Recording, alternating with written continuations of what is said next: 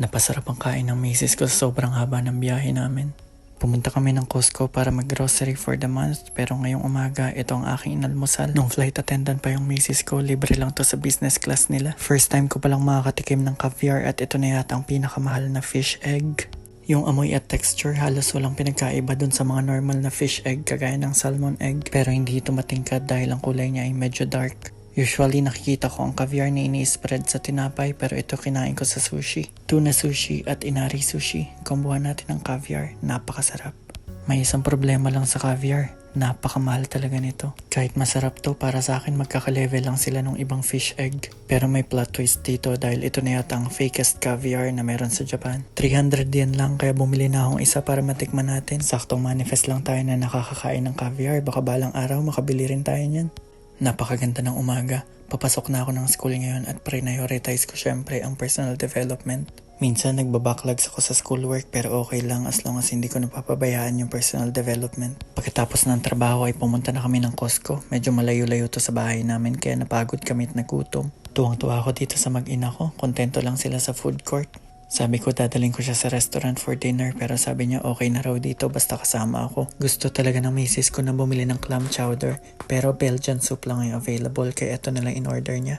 Napakamura ng hotdog sandwich sa Costco. 180 yan lang, may kasama pang unli drinks. Pero kahit mura to, tandaan natin na hindi to healthy. Napaaga ang Halloween at Christmas dito sa Costco kaya napakarami na lang display ng Christmas tree. Tuwing nakikita ko tong mga ilaw, namimiss ko magpasko sa Pilipinas. Dito sa Japan, di sila mahilig sa basketball. Puro soccer sila at baseball. Napakaraming masarap na pagkain at free taste pero hindi na ako nag-try ng free taste dahil palagi akong nagkakasakit sa ganun. Ibang level na olive oil ngayon, isang bote, isang lapad.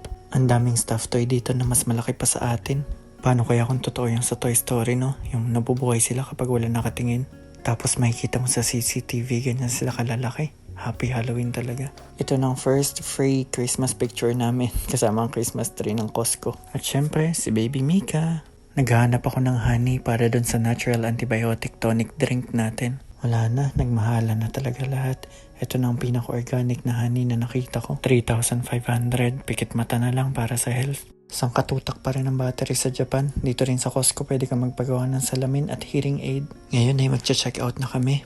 Dadaanan pa namin yung nabilan ko ng second-hand gym equipment na nakilala ko sa Facebook. Pag-uwi ay in-unload ko na yung sangkatutak na gym equipment. Napakasulit nito kahit medyo pricey. Yung bench lang sana yung bibilin ko sa kanya kaya lang binenta niya lahat ng mura. Binili ko na lahat kasi nung tinotal ko yung price niya, lagpas triple yung presyo. Timingan lang talaga sa mga ganito kaya dapat magaling tayo mag-abang. Hindi ko to may install lahat ngayong gabi kasi mag-house chores pa ako. Pero inakyat ko na yung mga dumbbells. Natutuwa ako dun sa handle ng dumbbells niya kasi ang sarap talaga niya sa kamay. Akala ko hindi nakakapagod pero nung natapos ko na siya lahat, grabe ang pawis ko. Bukas ko na i-install tong bench, kailangan ko munang asikasuhin yung mga pagkain. Mura talaga sa Costco, lalo kung bibili ka ng bultuhan. Ginagawa ng misis ko ay bumibili ng bulto na karne tapos hinahati-hati na lang niya bago i-ref. Medyo dinagdagan namin yung stock namin kasi parating yung in-laws ko. Isa to sa mga pinakasulit sa Costco, 899 lang, meron ka ng lechong manok. Tinira ko na yung mga house chores tas nakita ko tong halaman ng misis ko. Hulaan nyo kung totoo to o fake.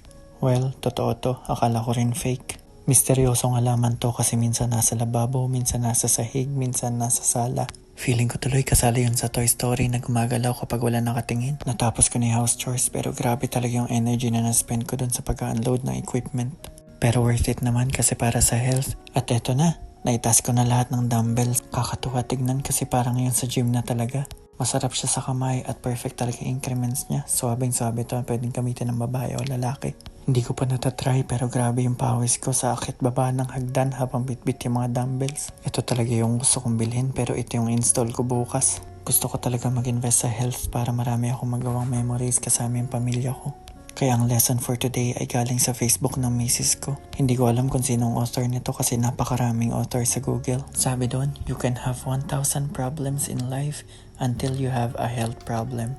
Then you only have one problem.